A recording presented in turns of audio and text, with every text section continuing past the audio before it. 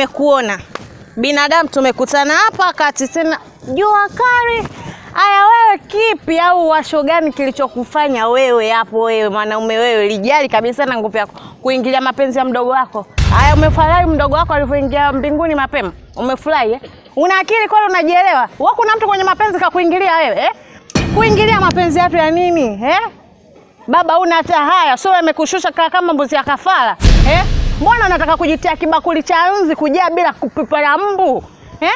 Sura pana kama chapati za nyoka bwana. Usipende kuingilia mapenzi ya watu eh?